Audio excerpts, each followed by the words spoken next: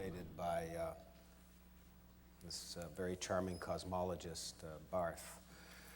And he's one of the presenters this year who comes again to further the story, to actually tell us about what he's discovered in the additional research that he's managed to do in the year intervening. If I get this right, what Barth was telling us last year was how he came to create the experiment which eventually provided the proof of the theory of the Big Bang. It had to do with another enormous balloon and a recording way up there above the noise, which then provided the proof of the theory of the Big Bang. Barth, I hope I got that right, and if not, please correct me. But since that time, you've continued to work on the data, Yep. and you have a new revelation for us. Well, we have some new revelations. So as Moses said, I'm a cosmologist. That is, we just study the nature of the universe, the age of the universe, the composition of the universe, its geometry, things like that. Not a cosmetologist. We don't do animal testing, anything like that. I actually had that asked of me once when I said I was a cosmologist. Kind of a concerned, you don't do animal testing, do you? Anyway, right, so how do we learn about the universe? How do we learn about the history of the universe? How do we know what the universe was like billions of years ago? And there's one really fundamental concept that it all relies on. It's the idea that the farther away you look, the farther back in time you look, because light takes time to travel. That's the point. So if you go and you look at the sun, it takes light about 8 minutes to get here from the sun. So we see the sun as it was 8 minutes ago.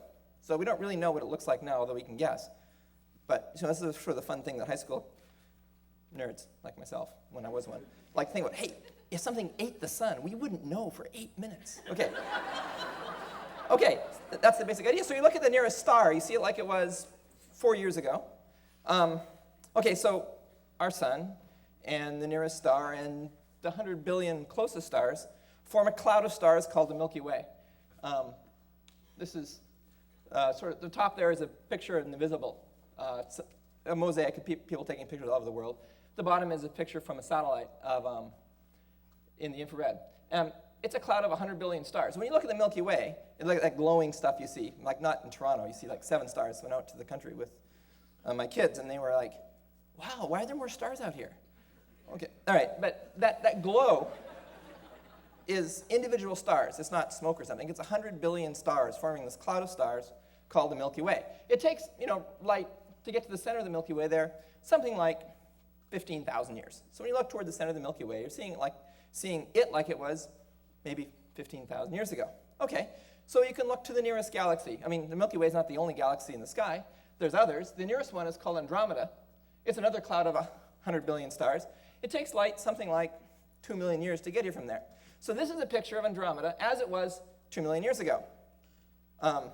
So if you wonder what the universe was like 2 million years ago, well, we don't know what it was like here, but we know what it was like there. It was like that, which is sort of like it is here. Okay. So, I mean, about once per century, per galaxy, a star will explode. It's an explosion called a supernova. So you'll see some giant explosion in that galaxy. Some star will explode. It'll be as bright as the rest of the galaxy combined. That explosion, when we see it, happened in the past. So we're seeing events. We're seeing what the universe was like in the distant past. This is the nearest galaxy, Andromeda. This is a map here, a image taken from the Hubble Space Telescope. What they did is they sort of chose the darkest part in the sky they could find because they didn't want to look at nearby stuff. And they had an exposure time of about a week. And this is what they see. These are galaxies, every one of those things. In fact, even the smallest little thing that you think might be just noise or your eye playing tricks on you is a galaxy. Let's see, to get an idea, if you put 30 of these across, that would be about the diameter of the moon, just to get an idea of what size of spot this is in the sky. It's a tiny spot in the sky. Every single one of those little smudges there is a galaxy of 100 billion stars on average. And we're now looking at very distant galaxies. We're seeing galaxies here as they were not millions of years ago, but billions of years ago. Okay, so here we're seeing what the universe is like in the distant past. And you start to actually see things a little bit different here. One thing you notice is that a lot of these galaxies look like they're interacting or colliding. That's because they were a lot closer to each other in those days. The universe has been expanding since then. That's the second thing, that one of the first things you observe in cosmology, go back, is that the universe is expanding. If you look at one of these distant galaxies, you'll see that it's moving away from us. If you find one that's twice as far away, you'll see it's moving away from us twice as fast. Maybe you find one 10 times farther away, it's moving away from us 10 times as fast. Sort of as if we're in the center of an expanding universe. Now, people in Toronto have always known that. But, okay, so that's the second piece of the story. The first piece of the story is the farther away you look, the farther back in time you look, because light takes time to travel. The second thing we've learned, this is learned back in the 20s or even earlier, is that the universe is expanding. Look at a distant galaxy, it's moving away from us. Look at one farther away, it's moving away from us faster. Now, we can go ahead and play this tape backwards, right? Because now the universe is expanding, and if you take some gas and adiabatically expand it, cools. So the universe is cooling as it expands. So play the tape backwards, and in the distant past, the universe must have been much denser and much hotter. Now, let's pretend the universe is mainly made out of transparent gas now. If you take and you compress it, playing the tape backwards, the universe in the distant past must have been much hotter and much denser than it is today. Now, what does really hot, really dense gas look like?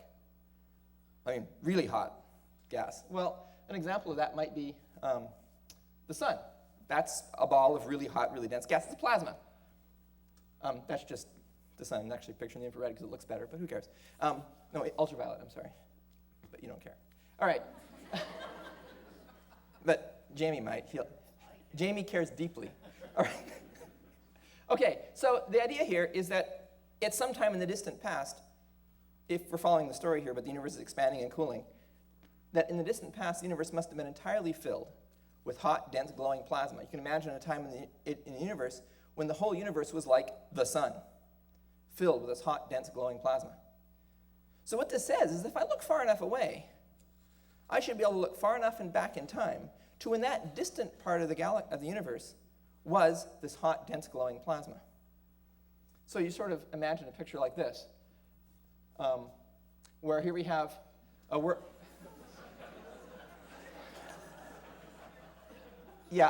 of the major problems here is that is that it has the center of the universe somewhere, sort of in Southern California, which is clearly incorrect.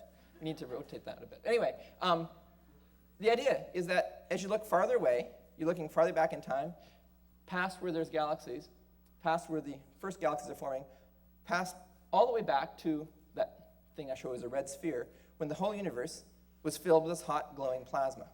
So if you're following the story, if you're looking at the picture, if you're believing what I'm saying, then you should expect to quickly go outside and look at the sky, and no matter where you look, you should see this hot, glowing plasma, like the surface of the sun.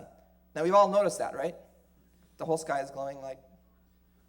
No, you probably haven't noticed that. That's because there's one last piece of the story here, and that's the thing called the Doppler Effect. As we said, the universe is expanding, right? That means that something that's farther away from us is moving away from us faster. Now, you've all heard the Doppler Shift. You heard the fire engine come by, right? When the source of a wave is coming toward you, the pitch is higher. When the source of the wave is going away from you, the pitch is lower. Right, so where I grew up in Vancouver, the fire engines were all kind of a pale green color. And I assume that the explanation for that is that when the fire engine is going away from you fast enough, it actually will appear red. Never actually observed that because it has to be going something like, 100,000 kilometers per second or something, but whatever. Okay, light's the same as light is also a wave, just like sound. So you should see the Doppler effect in the sound. So this hot glowing plasma is an awful long way away from us, and therefore it's moving away from us very quickly. So instead of appearing as visible light, it's been Doppler shifted through the infrared down into the microwave. So then the statement you should say is, so if I go and build a microwave telescope and look at the sky, I should see behind everything else in front this hot glowing plasma like the surface of the sun. And in fact, that's what you see. Here's a map taken by the famous map taken by the Kobe satellite. This is an all-sky map in galactic projection. So the galactic plane would be across the center. So when I used to do these talks and have like overheads, there'd be scratches and stuff on it. And I have to point out that the scratches and stuff were not part of the map. In fact, that's what you're seeing. It's an extremely uniform plasma. This is what the sky looks like in the microwave. And that red is what the universe was like 15 billion years ago. Very uniform plasma. Now, in fact, it turns out if you look very carefully at the map, you'll find that there actually are slight fluctuations in this map. There were parts of the universe that were slightly hotter and parts that were slightly colder. And what I've been doing for the last, I guess, 7, 8 years now is been building instruments to look at that plasma and get more detailed what the universe is like. Now, so the most recent experiment I've been involved with is an experiment called Boomerang, which is a balloon-borne telescope. Now, first of all, why are we flying on a balloon? Well, okay, you all know that we're looking for microwaves, right? And you know that water absorbs microwaves. That's because that's how you can put your cup of water in the microwave and turn it on and it gets warm, right? Okay, so water absorbs microwaves, and there's water in the atmosphere. So you want to get out of the atmosphere. So if you can take your wonderful telescope and hang it from a balloon maybe at 35 kilometers above the ground, you're outside of most of the atmosphere, and it's cheaper than a satellite. It's even cheaper than most. And how do you detect microwaves? I mean, I guess you probably already know how to detect microwaves, right? Somebody gives you a microwave oven and says, I don't know if this works. And so what do? You take a piece of chicken, you put it in, turn it on, chicken gets warm. There's microwaves there. If it doesn't get warm, there's not, right? It's straightforward. So that's what we do. We have a large 2-meter mirror that focuses the microwaves from the sky in on a little piece of chicken, and we just measure it. Okay, so this is a schematic of the balloons we fly on. So this Boomerang is a 3,000-pound telescope, and we want to get up to 35-kilometer altitude, so we need a massive balloon. On the left there, sitting next to the Eiffel Tower, you see what it looks like when you first launch it. It's only about 1% filled, because it's going to a very high altitude, and as it goes up, the gas expands because the pressure outside is going down. And then on the right there, you see the size of it compared to a little commuter jet there. It's 747. How big it gets. So the inner diameter of this balloon is something like 100 yards. And it flies us up to 35-kilometer altitude, which is pretty fun. Here's a picture of Boomerang about to be launched. So the thing on the left hanging from the truck with the sort of the regal banners in the back there is Boomerang.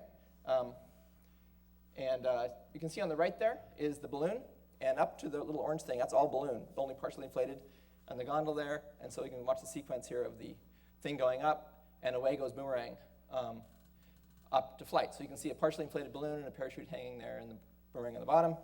And this is what we're supposed to see when we get up to float altitude. At 35-kilometer altitude, the thing's fully inflated. It turned out in this particular flight, we didn't quite reach that float altitude because there's a leak in the balloon, but this is the joys of ballooning. So if you fly from, that actually test flight was from Texas in 1997. If you fly from Texas, you really can only expect sort of an overnight flight before the sun comes up and expands the balloon, the gas leaks out, and then sort of end your flight.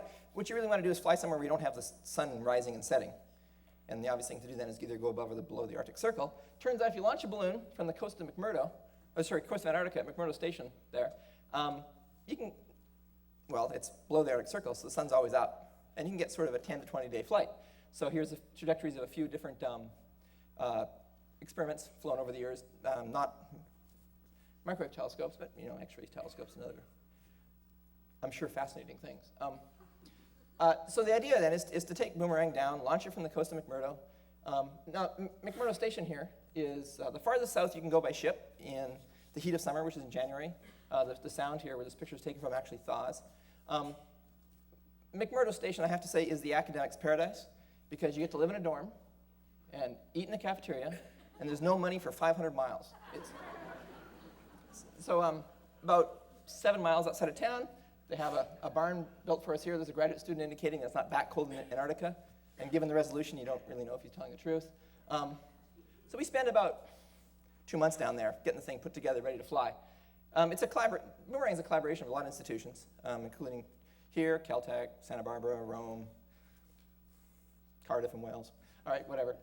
See this, I've long declared to be the most aesthetically pleasing pre-launch picture ever taken. And I was most pleased to see that today that it's actually in time, which is kind of nice. Anyway, there's the balloon, parachute, Mount Erebus in the background. Mount Erebus is an active volcano. You can see it puffing smoke. It's always fun to go outside and see how Mount Erebus is doing today. And away goes Boomerang for its flight.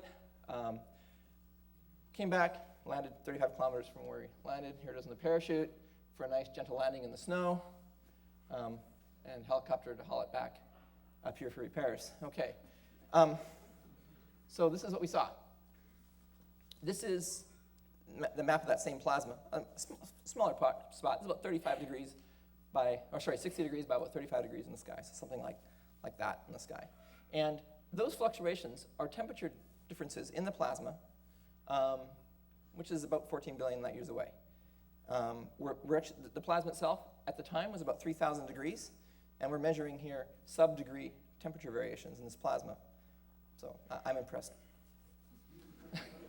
I'm feeling lost without my laser pointer. See, everything you see here, except for 3 little dots, is actually fluctuations in the CMB and the cosmic microwave background in this plasma. The 3 dots, which I can't point to because I haven't got my laser pointer, are, well, quasars in the extreme foreground, maybe only a couple billion light years away. Okay, you're supposed to get vertigo. Okay, so what's going on here is we have these bumps and stuff in here are sound waves propagating through the plasma. And I was sort of up till 4 last night actually trying to recreate what the sound was. And I did, finally. And it sounds, you take your TV and turn it on, and turn it channel 99 and unplug the cable. Sounds like that. So I didn't bring an audio clip. But this is the spectrum of the sound. I've done it sort of in novel units here, frequency and volume. When you have your little, in your equalizer on your fancy stereo, and the low frequencies are bouncing down there and the high ones up here. Well, this is the spectrum of the sound in that plasma. Those fluctuations are producing this sound, and as I said, it sort of sounds muddy or like static. But the point is, there were some very strong predictions made about what the spectrum should look like. And what you see here, in the black points are our measurements, and these smooth curves are various models, which turn out to be very good fits to the data. And the exciting thing we've been able to do is really confirm the overall picture that's been evolving over maybe the better part of a decade about what the universe is like. And because not knowing whether or not there'd be other cosmologists in the audience, I had to mention that it's not just cosmic microwave background that goes into this, but okay, that's fine. So what did we learn from all this? And that's really the key thing, right? We're trying to find out what the universe is made of. It's one of the big questions. And here's sort of our density census here. Now, we already knew about the red piece of the pie. This is normal matter, Physicists call them baryons. It's sort of normal stuff, gas, dust, stars, rocks, whatever. Anything you can sort of see, feel, touch, detect. Normal stuff. That turns out to only make up about 5% of the universe. And now this is something we've been sort of becoming more certain since the early 80s. It turns out that the mass of the universe is dominated not by the red stuff, but by the green stuff, this mystery matter, Star Trek particles. I don't know what they are. Nobody really does. Art McDonald here these guys up at SNO just really recently have a candidate for what some fraction of it might be. But by and large, this is an element of the universe, which completely dominates normal matter. It looks like it dominates normal matter anyway. If somebody threw a bucket of this dark matter at you, you wouldn't know. In fact, somebody did. It's just dark matter flying through us all the time. We can never even know it. You couldn't detect it. Basically, it's only detectable because of its gravitational effects. That's mystery matter, but the big blue piece there is the real mystery part, the dark energy of the universe, this sort of component that causes the universe to keep expanding and expand faster than it has been before. Well, that's my explanation of it there.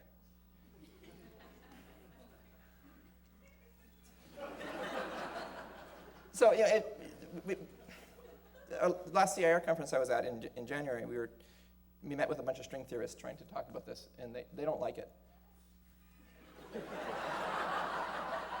Okay, and so the other conclusions we've come to are, there's a question of how old the universe is. I think we can now say with sort of a lot of confidence, it's about 14 billion years old, give or take a tenth of a billion, in case you wondered. But look at the question there. How old is the universe? I mean, at first it seems like an outrageous question. But yes, it does appear, at least as far as we know it, the universe has a beginning. And then you look at the second question here, how did the universe begin? Well, in this hot, dense state I talked about. But of course, now you're going to tell me, at least you should, we didn't really answer the question. And I'll say, you're right. We know what the history is, but we don't know why. And then, of course, this is the key point I found out today of the Time magazine article is, what will the universe do in the future? And, well, what it's been doing now, expanding and cooling. And so that's sort of where we are now with the whole cosmology story, and it's kind of exciting. And some neat answers, and then a whole pile of new questions. Thanks.